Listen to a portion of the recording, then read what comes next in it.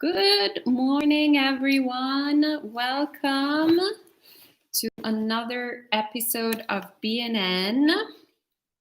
I see that people are making friends, which is great. Yeah, lots of people in New York City.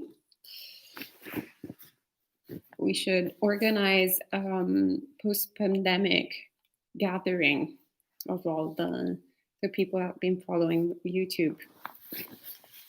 Okay, so welcome to Kevin, Kyle from Brooklyn, Kevin also from Brooklyn, Ella from Poland, Edward from Manhattan, Jens from somewhere close. I don't remember exactly where you are.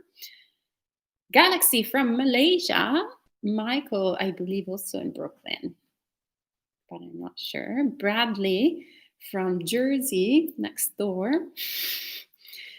Edward Harlem. That's where he is. Okay, great. And welcome to everyone else, wherever you are, you're welcome. And welcome to Bhante Sudaso from Empty Cloud Monastery. So Bhante will be leading us in the second part of the Mahādukkhakkhandha Sutta. So we studied the first part yesterday and we'll finish it up today. And there is a link in the live chat where you can follow along. And welcome also to Liz from Rockaway Beach. Okay, great. Thank you, Bhante.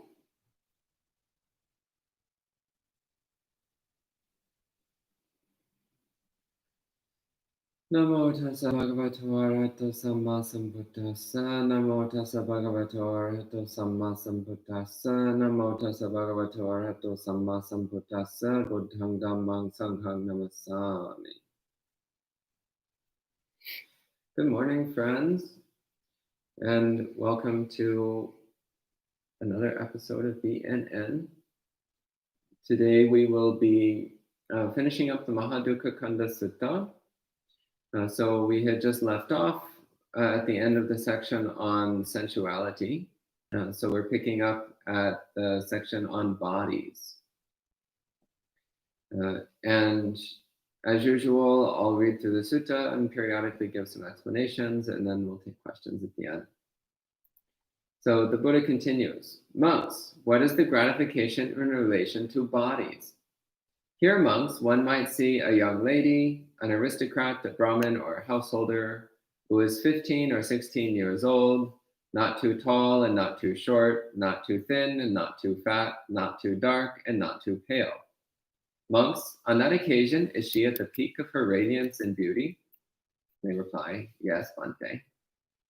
The Buddha says, monks, the pleasure and elation which arises dependent on that radiance and beauty is the gratification in relation to bodies.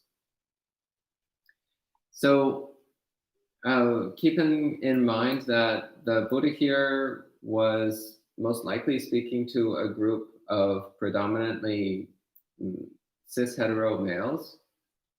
So in speaking about bodies, he is particularly using the example of a young woman. For those who are attracted to other kinds of bodies, just substitute in the appropriate gender for you. Or combination of genders or whatever is most applicable. But an interesting thing about this section, as we go through it, the Buddha doesn't actually specifically mention sexual desire. He simply mentions gratification in relation to bodies. So this could also mean wanting to look like a certain body or appreciating a certain body. It doesn't necessarily mandate sexual desire for a particular kind of body, though that is, of course, the most readily accessible explanation here. And I think it is the main meaning. I think it's the predominant meaning. I've always found the stock description of the stereotypical beautiful young lady, which we see in many places in the suttas. I've always found the stock description slightly strange and a little bit amusing. For example, why 15 or 16 years old? Why does it have to be that specific age? I don't know. seems kind of arbitrary to me.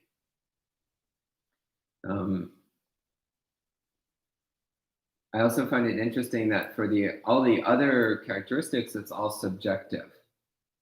What one person considers not too tall, another would consider too tall. What one considers not too short, another would consider short, and so on. So this is also emphasizing the subjective nature of beauty, in that here the Buddha is not saying like she must be between 5'0" and 5'3", but he says it's not too tall and not too short, which is pointing back to each person's subjective evaluation of another person's body.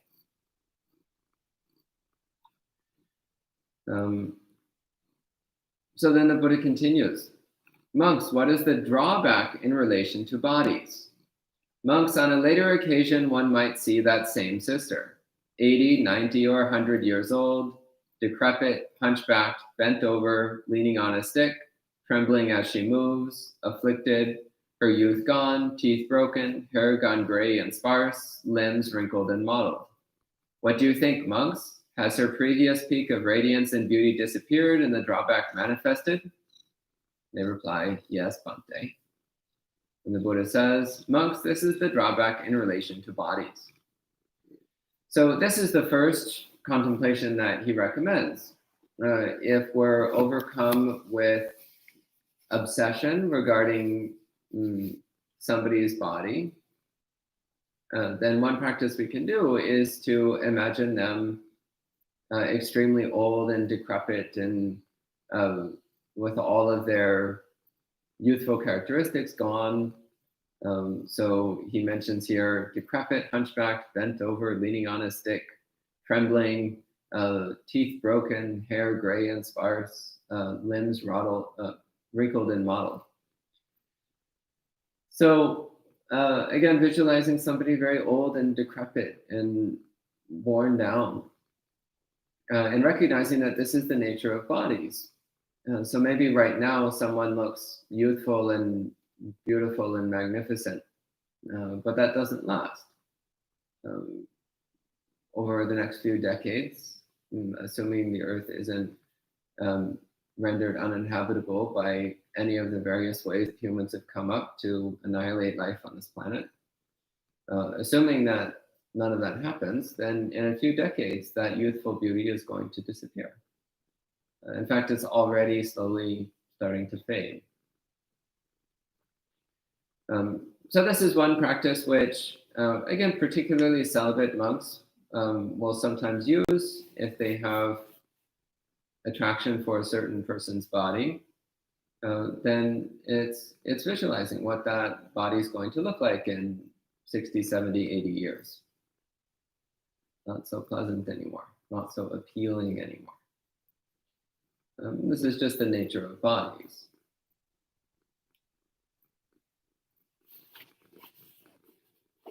Then by the way, another approach which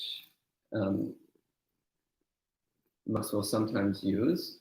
So one example is there's a monk I know who, at the time he was in his 50s or 60s, I forget exactly how old, but he was flying on an airplane, and so he was sitting on the airplane, and then the person who came and was assigned to sit in the seat next to him was this incredibly beautiful young lady.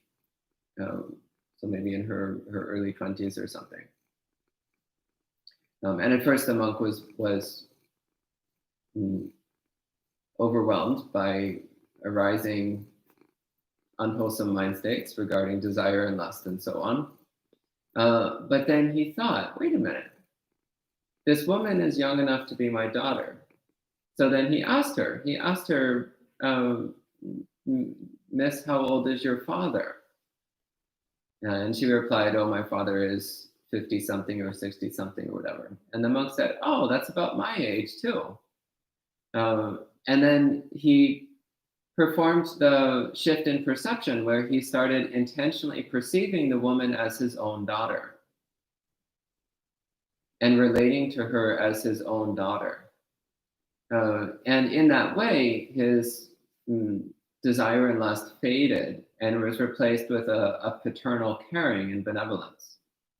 And this was a very wise thing to do because he was about to spend several hours seated next to this woman.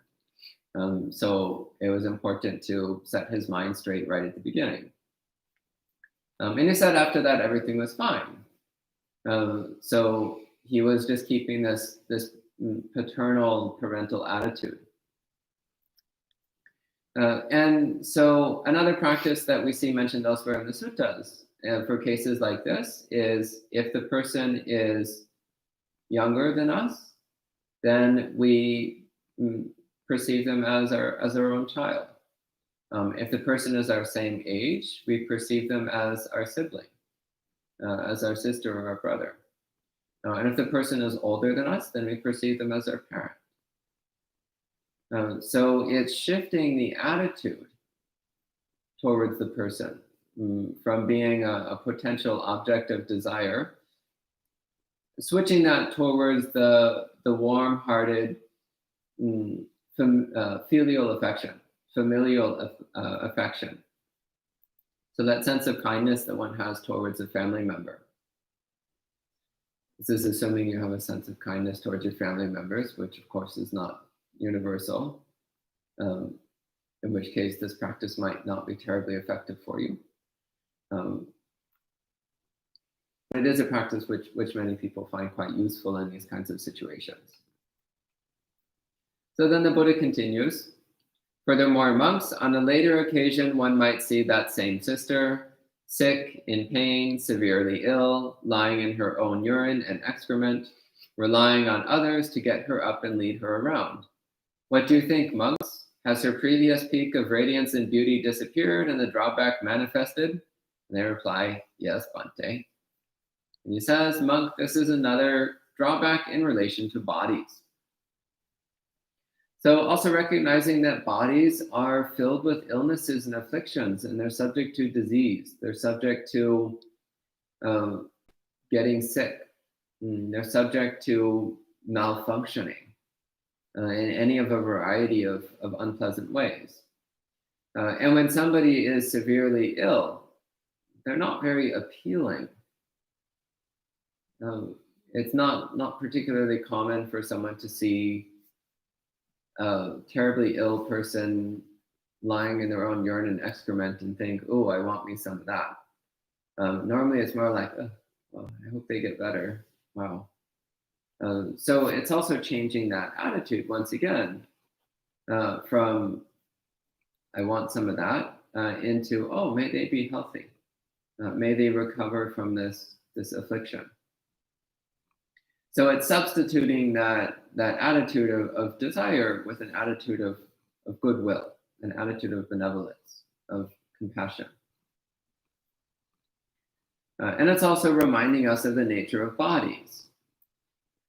So another issue here is that, again, particularly dealing with the issue of lust, when we're fixating on somebody else's body, it's fixating on the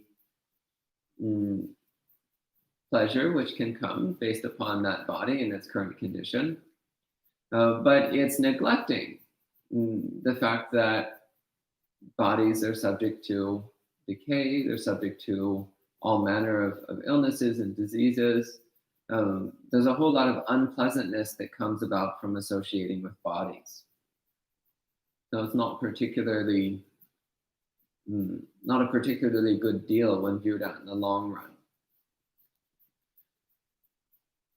And then next the Buddha goes into a series of statements regarding what bodies are going to wind up as. He says, furthermore, monks, on a later occasion, one might see that same sister, her corpse discarded in a cemetery, being chewed on by crows, hawks, vultures, dogs, jackals, or worms. What do you think, monks? Has her previous radiance and beauty disappeared and the drawback manifested? And they reply, yes, Bhante. The Buddha says, monks, this is another drawback in relation to bodies. Yeah, so bodies die. they die, and when they die, then they start decomposing. And the custom at that time in ancient India was not to burn or bury bodies, but just to leave them on the ground outside the village, which meant that wild animals would come and chew on the bodies. The bodies would rot and decompose out in the open air where anyone could go and see them, anyone could go and look at them. So at that time, it was very easy to have a tangible visual experience of death and decomposition of bodies. So it wasn't hidden the way we hide it these days. So these days, when somebody dies, then we call a makeup artist, and the makeup artist comes and dresses the body nicely in nice clothing and puts a bunch of makeup on it so that it looks like the person is still alive and just having a nice nap. And they arrange the body neatly in a casket. And so basically going through every possible effort to pretend that it's not actually a dead, rotting body. We go through every effort imaginable to pretend that there's nothing wrong here. And then usually within a matter of days, the box is closed and the body is buried. And that's the end of that. The last we see and hear of it. If you go to visit the body, then you're going into these nice little parks with green grass and trees, and they're very lovely. And they're actually great places to meditate, by the way. So modern cemeteries, they're basically parks with little stone sculptures reminding you of dead people. They're actually quite lovely and pleasant. So, and Stan just decided to rearrange the camera a little bit. So Stan, the cat, rearranged the camera stand, as he occasionally is prone to doing. Anyway, so it wasn't like this with bodies in the time of the Buddha. There wasn't all this effort to try to cover up the decomposition process. There wasn't all this effort to try to pretend that death didn't happen. So somebody died, and you just chucked the body on the ground outside the village. And that meant at any time, one could easily have a sight of decomposing bodies. So there's this constant reminder of the true nature of death. So then these visualization practices or contemplation exercises the Buddha recommends would be quite easy to bring to mind, because the monks would have seen all of these things with their own eyes. So the Buddha continues. Furthermore, monks, on a later occasion, one might see that same sister, her corpse discarded in a cemetery, a skeleton with flesh and blood bound together by sinews, a fleshless, bloody skeleton bound together by sinews, a fleshless, bloodless skeleton bound together by sinews, or disconnected bones scattered in every direction. A hand bone in one direction, a foot bone in another direction, an ankle bone in another direction, a calf bone in another direction, a thigh bone in another direction, a hip bone in another direction, a rib bone in another direction, a spine bone in another direction, a breastbone in another direction, a neck bone in another direction, a jaw bone in another direction, a tooth in another direction, a skull in another direction. What do you think, monks? Has her previous radiance and beauty disappeared and the drawback manifested? Yes, Bhante. They're like, yeah, we get it.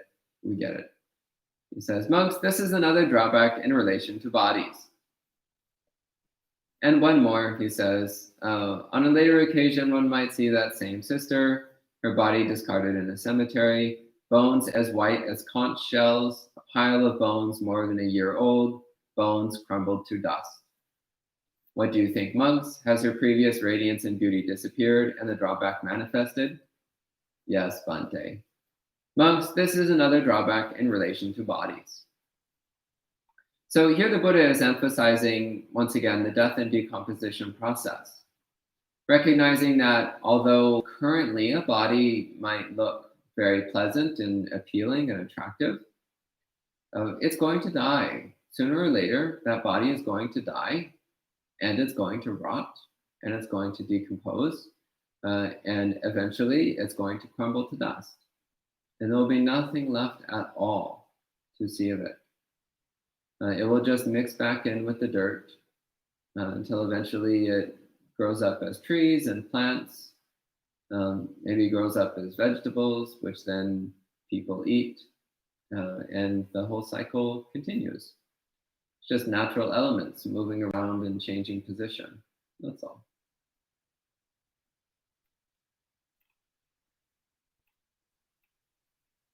This also is a great remedy to the whole happily ever after syndrome of like, oh, we'll get together and we'll live happily ever after. It's like, no, you won't. No, fail. You're not going to live happily ever after. It might be happy. That's not for sure either. But definitely not the forever after. That's not going to happen. No. Death. And that's the end of that. So this also is pointing then to the temporary conditional nature of bodies, and therefore of the pleasure which arises based on bodies. It's not a long-term strategy for happiness. At best, it's a short-term strategy. But long-term, it doesn't amount to much. Then the Buddha says, what is the escape in relation to bodies? Monks, the destruction of desire and lust for bodies, the abandoning of desire and lust for bodies. This is the escape in relation to bodies. So once again, pretty straightforward. If you drop the desire and lust for bodies, then there's no problem. And then the Buddha says, regarding those contemplatives and Brahmins who do not truly understand in relation to bodies the gratification as gratification, the drawback as the drawback, and the escape as the escape. It is impossible that they that will themselves come to a complete understanding of bodies, and that they will encourage others to practice similarly, so that they can also come to a complete understanding of bodies. Monks, regarding those contemplatives and Brahmins who truly understand in relation to bodies the gratification as the gratification, the drawback as the drawback, and the escape as the escape, it is possible that they will themselves come to a complete understanding of bodies, and that they will encourage others to practice similarly, so that they can also come to a complete understanding of bodies. And the Buddha continues, monks, what is the gratification in relation to feelings? So this is Vedana. So Vedana is the experience of pleasant, unpleasant, or neutral.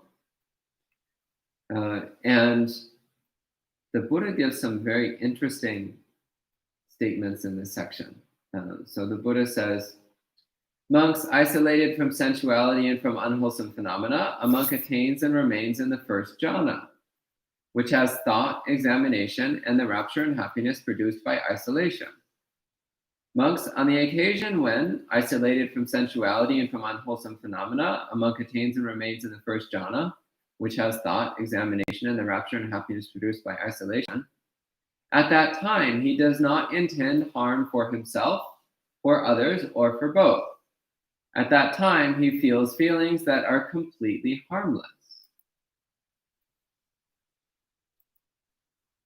Monks, I say that freedom from harm is the highest gratification in relation to feelings. So this is very interesting. So instead of talking about pleasant feelings arising from nice food or nice sights or nice sounds or nice touch and so on, instead he goes directly into talking about the pleasantness of a unafflicted mind experienced during jhana, a mind which is free of aversion, free of hostility, free of any kind of afflictive emotion or unpleasant mind state. And he continues through the second, third, and fourth jhanas, similarly emphasizing that In each one of these jhanas, one does not intend harm for oneself, for others, or for both.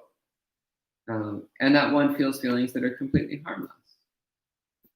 So here again, the Buddha also is emphasizing the harmlessness of jhana, but also pointing out that in the world of Vedana, the world of pleasant feelings, the best is jhana.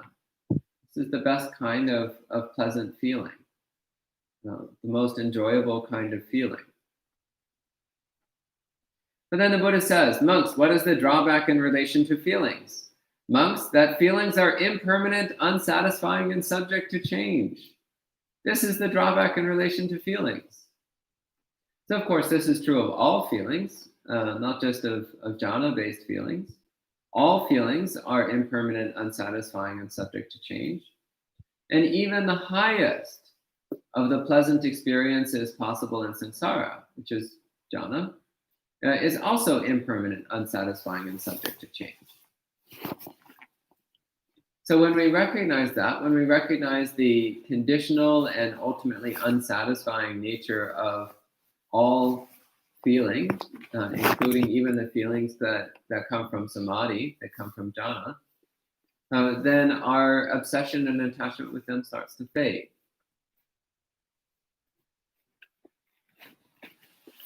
And the Buddha says, monks, what is the escape in relation to feelings? Monks, the destruction of desire and lust for feelings, the abandoning of desire and lust for feelings. This is the escape in relation to feelings.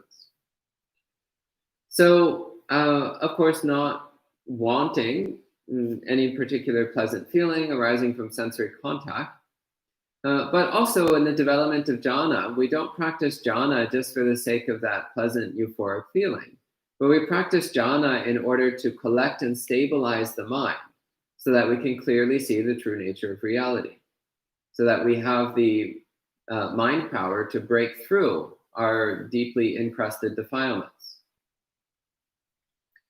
So we're not just practicing jhana for the sake of pleasant feelings, but rather we're practicing jhana to support our practice of liberation, our practice of wisdom and compassion.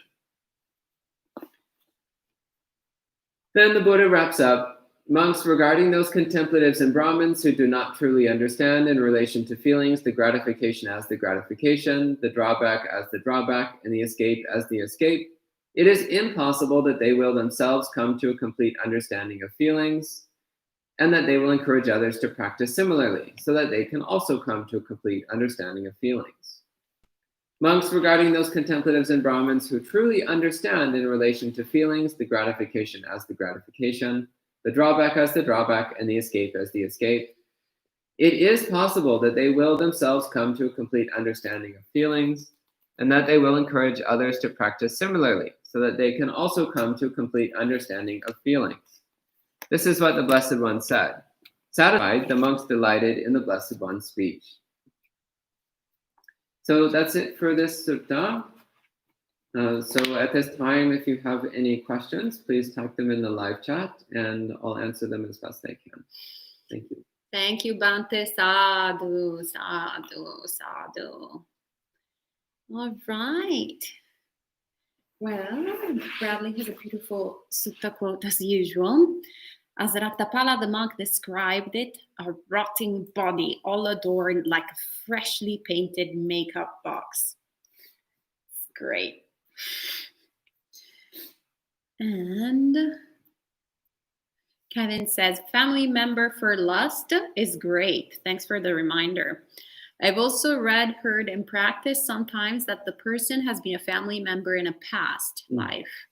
A mom, a dad, sister, brother, child, etc. Yes, that's in the Samyutta Nikaya. Yeah. And Marielle says, I mean, we do that of pretending there's nothing wrong with everything in life. There's always a bad thing, either inside or outside of us, which we cover with makeup and pretend it's not there while it starts to rot. And then we wonder what is wrong when the bad smell becomes unbearable. Yeah, true. Yen says, the description of the body reminds me of the movie Shining. The main character approaches a naked young woman who, quickly turns into a naked, sickly older woman. His loss turns to fear and disgust. Okay. I never saw Shining. I think I did, but I completely forgot. And Michael also says, I find meditation on death one of the protective meditations, I think, very comforting. Should I just say something about that? No, that's fine. Okay. Well, there's no questions, but if you'd like to put some questions on the live chat, we can ask them to Bhante. Otherwise, we'll take up. Bradley says, so a certain level of mindfulness is required in the moment then to remember to bring up these perceptions? Yeah, you have to pay attention. Pay attention to your own mind. And notice when your mind is starting to lean in an unwholesome direction so that you can keep it under control.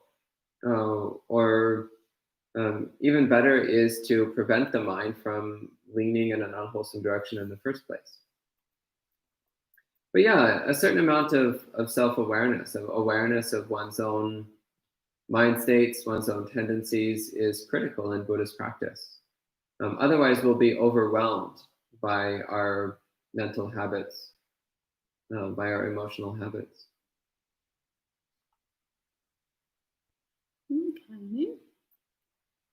Thank you, Bhante. Okay, maybe that's it for this morning then. There's nothing else coming up, but we can give it a couple of seconds. 5, 4, 3. Bradley says, hold on. Well. So when it comes to the 5 strings of sensuality, I notice there's 2 faces. It's coming up. The rest. 1 second. Wait, Dan is also asking no papancha, but I'm not sure what it's referred to. Yeah, I don't know. Maybe you can clarify what you mean.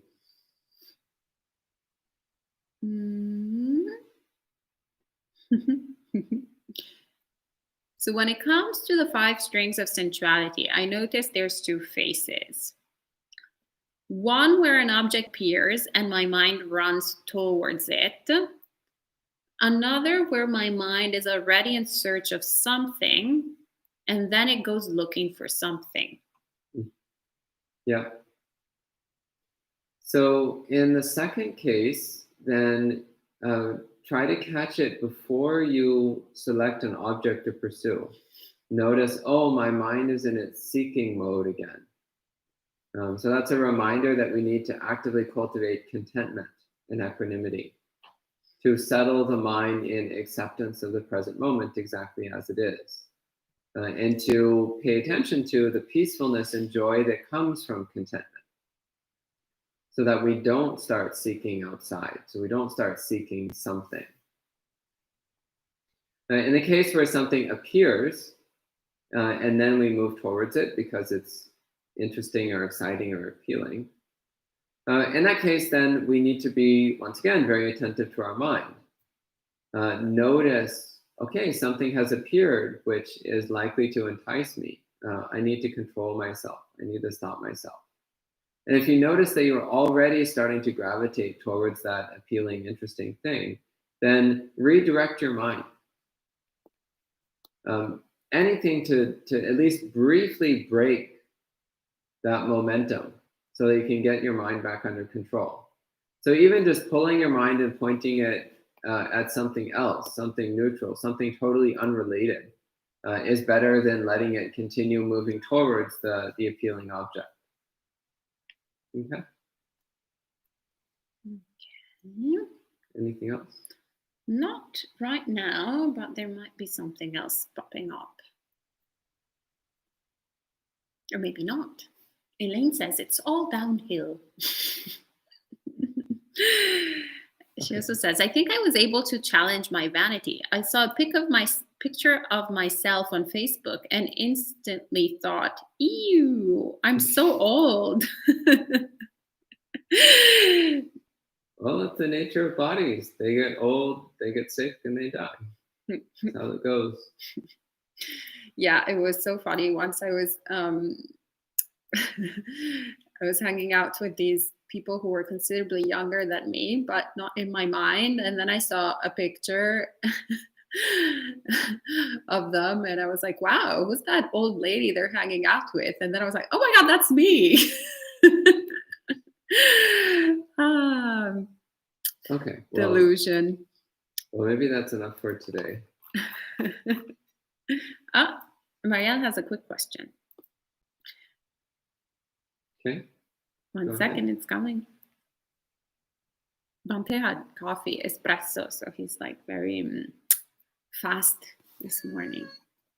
And Stan is a little bit impatient. Bradley says, Bante can't wait to get back to the garden. Well, he was having a lot of fun thanks to your beautiful cart. Well, I won't deny that cart is amazing. It does help a lot, but I also wouldn't exactly say I was having fun. All right. It's coming, I believe.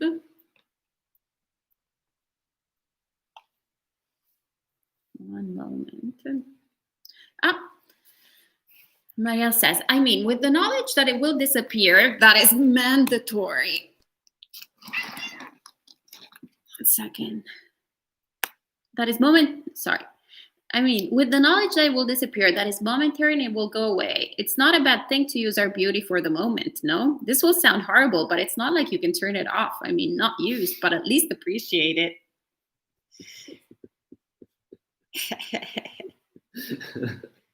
You're funny. It's present. There's no denying it's present. But make sure you don't get obsessed with it. Make sure you don't rely on it. It just is what it is. So, of course, we acknowledge what's present. We acknowledge the way things are. But we also acknowledge that everything is subject to change. And if we habituate ourselves to depending on something being there all the time, then that's going to eventually cause problems for us. So watch out for that. Recognize that, currently things are one particular way, your body is one particular way, but it's changing. It's not always going to be that way. So make sure you're not building your mind around the expectation that something will stay the same, because it won't. Okay. Elaine also shares that once she saw the picture that she got horrified, and she, instead of pulling it off Facebook, which was my first impulse, I left it up. I said, it is what it is, deal with it. Very well done, yes. And Bradley says, I remember Ajahn Jeff talking about that beauty can trap even the person who is beautiful because we get wrapped up in the expectations and opinions of others. Mm-hmm. Yeah, that's true. Yeah, very good point. Yeah. Thank you for sharing it. All right. I think that's all for this morning. Kevin says, so much of Buddhism is diametrically opposed to society's norms. At times I feel crazy. Yeah, that's why it's called going against the stream. Yeah, and that's why it's good to spend time talking with other Buddhists, is that then it reminds you you're not crazy. It's society that's crazy. It's the ordinary ways of the world that are crazy. Just because it's more common doesn't mean it's any saner. Sanity is not common. Okay? All right. Okay, well, thank you, Bante. Sadhu, sadhu, sadhu. And in less than 12 hours, we will be talking about energy, I believe. That's the parami that we're studying today at 7:30 p.m. New York City time. Tune in, and there will be a mystery monk, will be Bante, will be Aya. you will only find out by tuning in on BNN 7:30. And tomorrow morning, there will be chanting and meditation. And then in the evening, we will be studying patience, which will actually be with Bhante Sudaso, because I just spoke very recently about patience. So no mystery there. All right. Have a great. See you soon.